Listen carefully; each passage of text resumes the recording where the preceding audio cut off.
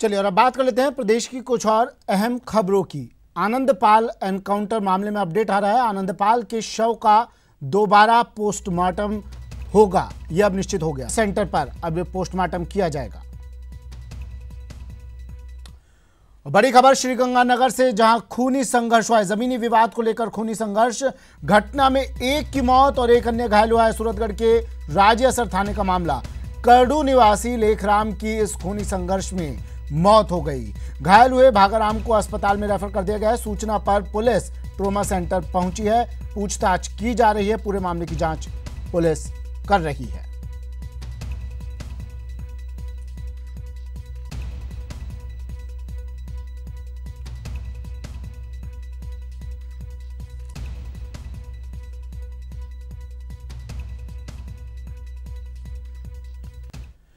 चलिए और फिर से बात कर लेते हैं जीएसटी की। जीएसटी के लिए राजस्थान पूरी तरह से तैयार है।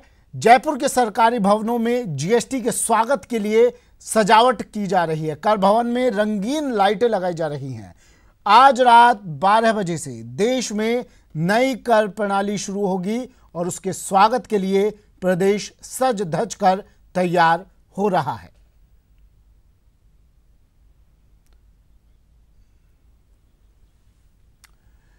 चलिए अब आपको एक बार फिर से सुनाते हैं कि जीएसटी को लेकर क्या कुछ कहा केंद्रीय मंत्री अर्जुन राम मेघवाल ने।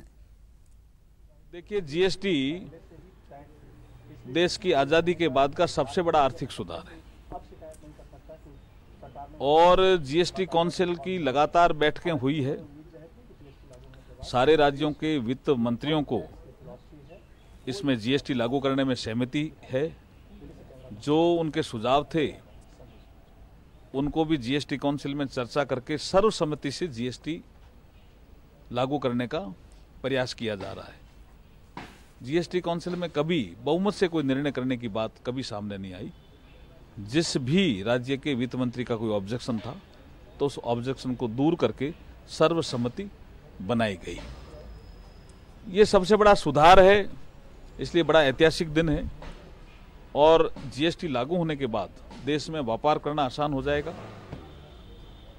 जितने भी हमारे इनडायरेक्ट बेनिफिट हैं वो भी इसके माध्यम से लोगों को मिलने लग जाएंगे। जैसे आज देश में लॉजिस्टिक चार्जेस 13.5% के आसपास है। लॉजिस्टिक चार्जेस वो होता है जिसमें ट्रांसपोर्ट की कॉस्ट और वेयर हाउस की कॉस्ट सम्मिलित होती है, लेकिन जीएसटी लागू होने के बाद लॉजिस्टिक चार्जेस में तेजी से कमी आएगी।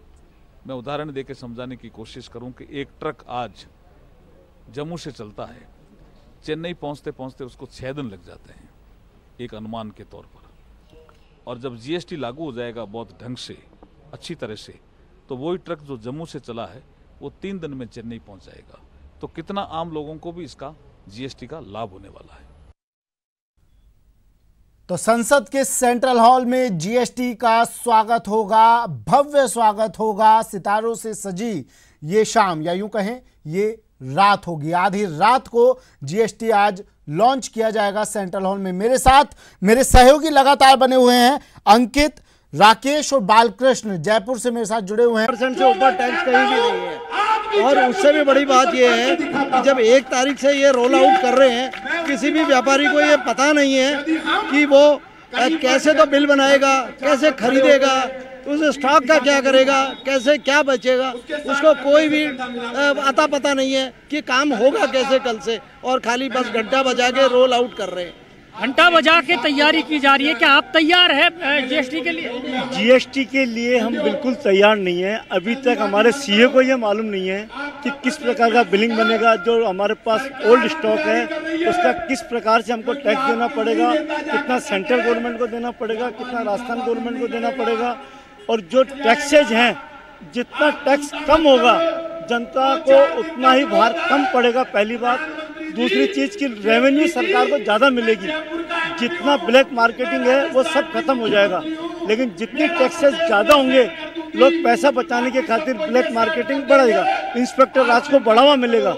हमारा सरकार से ये निवेदन है कि जितना कम टैक्स होगा जनता जागरूक होगी और कम से कम टैक्स के अंदर लोग ज़्यादा से ज़्यादा बिलिंग लेंगे, सरकार को रेवेन्यू बहुत ज़्यादा प्राप्त होगा। सुमित, यहाँ जो समस्या है वो यही है कि लोगों का कहना है कि 28% जो जीएसटी की स्लैब यहाँ पर रखी गई है ये बहुत ज़्यादा है। जब टैक्स ज़्यादा होता है तो करप्शन के चांसेस भी ज़्यादा होते हैं, क्योंकि कर चोरी की कोशिशें की जाती है। बिल्कुल। ऐसे में राकेश मेरे सहयोगी हमारे साथ बने हुए हैं, राकेश के साथ एक्सपर्ट्स भी जुड़े हुए हैं। राकेश, यही सवाल आपसे जानना चाहूंगा मैं, अगर पिछले नजर डालें हम कुछ देशों के ऊपर, तो ये आंकड़े कुछ मेरे पास हैं। साल 2015 में मलेशिया ने जीएसटी को लागू करने की कोशिश की, लेकिन 1.5 साल का समय उसने दिया, अपनी जनता को 1.5 साल का समय देना पड़ा। बावजूद उसके मलेशिया में विरोध झेलना पड़ा और महंगाई में भी तेज वृद्धि हुई। सिंगापुर की बात करें, सिंगापुर में भी 1994 में जीएसटी लाया गया, लेकिन वहां पर भी महंगाई की मार झेलनी पड़ी। एडवांस तैयारी की गई थी मलेशिया में, तो बावजूद उसके लोग परेशान रहे जीएसटी से। कनाडा में कलह मच गई जीएसटी को लेकर, सरकार को हाथ धोना पड़ा सत्ता से। तो क्या कितना सफल भारत में इस जीएसटी को मानते हैं?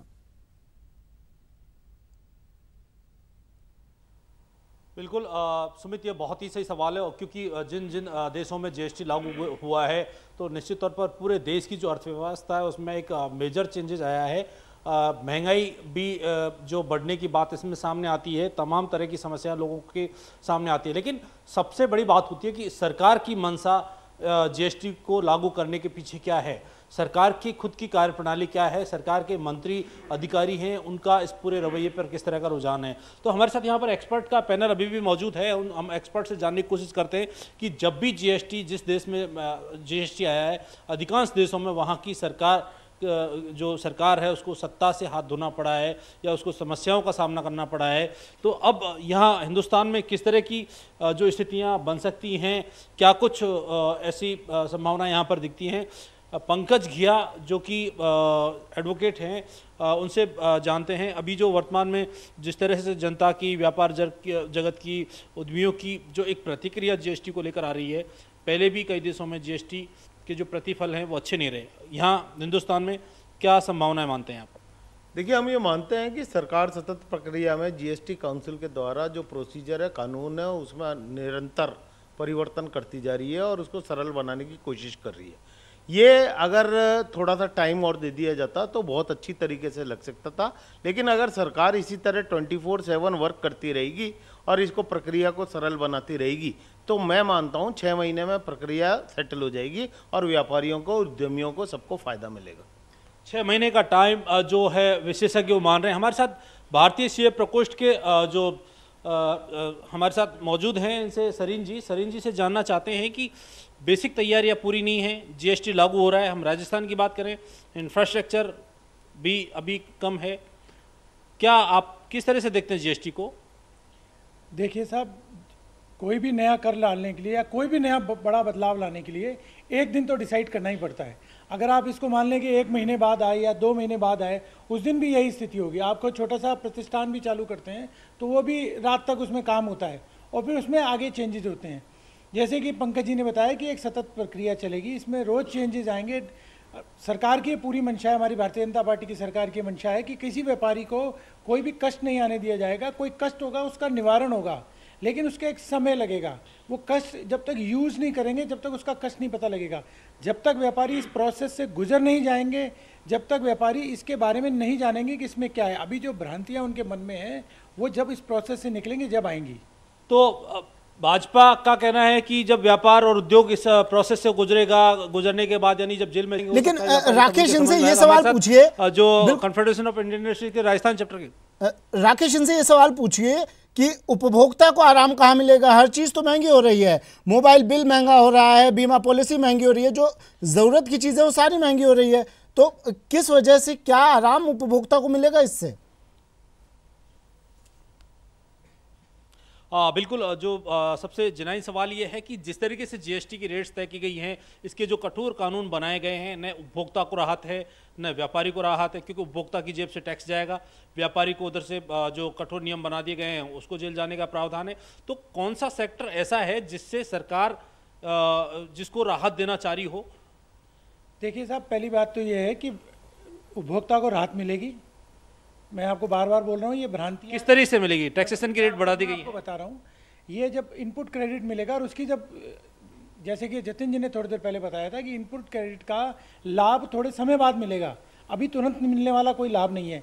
दूसरी बात रही बात, जो उपभोक्ता रजिस्टर्ड नहीं है, उपभोक्ता कंज्यूमर, आप पता है आपको, उपभोक्ता को क्रेडिट इनपुट का लाभ तब मिलेगा जब वो रजिस्टर्ड होगा। नहीं, उनको लाभ देंगे व्यापारी, क्योंकि यहाँ पर मैन्युफैक्चरर्स को कंपलसरी कर रखा है कि जो इनपुट का लाभ है वो व्यापारियों को देना जरूरी है। रही बात जेल जाने की, वो 5 करोड़ से ज़्यादा कर चोरी का मैटर होगा तो उसमें जेल जाया जाएगा। बाकी आपको पंकज घिया जी इस कर चोरी के बारे में ज़्यादा एलोबरेट बता सकते हैं, लेकिन ये हर आदमी को छोटी सी गलती पे जेल नहीं भेजा जाएगा। साथ ही सरकार 1 साल तक इस मामले को बहुत हल्के लेवल पे लेगी। 1 साल बाद इसमें अजय जी, जो बीजेपी का कहना है कि जो खासतौर पर इस तरह की कोई परेशानी नहीं आने वाली है, किस तरीके से आप जो जीएसटी का पूरा प्रारूप तैयार है, रेट्स तैयार हैं, कानून का अंतिम प्रारूप भी लगभग तैयार है, क्या उद्योग जगत किस तरीके से देखता है, राहत या आफत? नहीं, देखिए, उद्योग जगत तो मानता है कि जीएसटी होना ही चाहिए था, लेकिन हमारा तो ये निवेदन है सरकार से, जैसे अभी आपने बोला कि 6 महीने के अंदर सिंप्लीफिकेशन होगा, तो एक तो सिंप्लीफिकेशन डायरेक्शन में काम करना चाहिए, और दूसरा कहीं जब इंडायरेक्ट टैक्स है और हम ये कह रहे हैं कि सारे इंडायरेक्ट टैक्सेस को हम एक साथ लिए हैं, तो आज भी सरकार जिस ढंग से सेस ले आती है तो वो सेस वाला सिस्टम इनको बंद करना चाहिए और सारे प्रोडक्ट को ही जीएसटी में लाना चाहिए था। इसका ये कोई मायने नहीं है कि वो 28% से ऊपर हो जाएगा। आज बहुत सारी चीज़ें जीएसटी की वजह से टैक्स के दायरे में आई, यदि ज़्यादा होता था तो वो नीचे में जो टैक्स के दायरे में आई उनसे वो कंपलसेट होता था टैक्स। यदि आप आज भी सेस वाली कहानी करेंगे और कॉम्प्लिकेटेड करेंगे तो मेरे को लगता है कि जीएसटी का जो बेसिक कंसेप्ट है सिंपल इंडायरेक्ट टैक्स, उससे कहीं ना कहीं हम हटेंगे। और जब किसी चीज़ को बहुत ज़्यादा कॉम्प्लेक्स कर दिया जाता है तो डेफिनेटली बिजनेस के ऊपर उसका फर्क पड़ता है। 6 महीने में भी हम ये मानते हैं कि सिंप्लीफिकेशन होगा तब जाके हम इस पे मैच्योरिटी पे आएंगे और ये एक तरह से स्टेबलाइज होगा सिस्टम। तो मेरे को लगता है कि आज से, जैसे आज ये रात को लागू हो जाएगा, तो जीएसटी नेटवर्क को या काउंसिल को वास्तव में इस डायरेक्शन में काम करना चाहिए कि जो पूरे देश के ट्रेड इंडस्ट्री व्यापारी हैं, चाहे छोटे बड़े, उनके जो भी ऑब्जर्वेशन है उनको वो सिंप्लीफिकेशन डायरेक्शन का काम करें अगले 6 महीने तक। मेरा ये निवेदन है इसमें। सीए जो आरपी विजय हमारे साथ मौजूद हैं, जो इंडायरेक्ट टैक्सेस को मर्ज करके और एक नया जीएसटी का जो प्रारूप दिया गया है देश में, इससे किस तरीके से कुछ लोगों में भ्रांतियां भी हैं, जागरूकता भी नहीं है, इंफ्रास्ट्रक्चर नहीं है, क्या तैयारी सफिशिएंट मानते हैं आप? राकेश जी, मैं आपको बता दूं कि इसमें 17 जो इंडायरेक्ट टैक्सेज हैं वो सब मिलकर के इन्होंने जीएसटी एक टैक्स दिया है। पहले अलग अलग व्यापारी, मैं नहीं मानता कि सभी व्यापारियों को इतने एक्ट के अंदर रिटर्नें भरनी पड़ती थी। आज ये सबसे ज़्यादा कह रहे हैं कि साहब रिटर्नों का बोझ बढ़ जाएगा। तैयारियां किस स्तर पर हैं? मैं आपको बता दूं, तैयारियां पूरी है, जीएसटी नेटवर्क तैयार है, हर तरीके से तैयार है।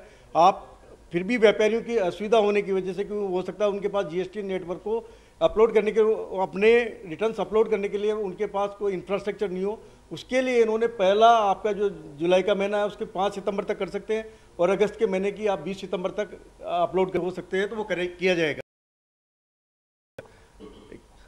ये आप सबसे बड़ी बात है, हमें चार्टर्ड अकाउंटेंट हूँ और ये हमारा जो चार्टर्ड अकाउंटेंट डे होता है 1 जुलाई, और 1 जुलाई के दिन से ये लागू हो रहा है, तो ये उनको पता है कि हमारे साथ चार्टर्ड अकाउंटेंट्स की इतनी बड़ी 2,72,000 चार्टर्ड अकाउंटेंट्स हैं और हमारे टैक्स कंसल्टेंट हैं, वो इसमें पूरा योगदान देंगे। इसलिए सरकार ने इसको 1 जुलाई से लागू किया है। मैं सरकार को और सभी एनडीए के भागीदारों को और इनका कहना है कि निश्चित तौर पर कहीं ना कहीं कुछ दिक्कत तो आएंगी, लेकिन आगे चलकर उनमें सुधार की गुंजाइश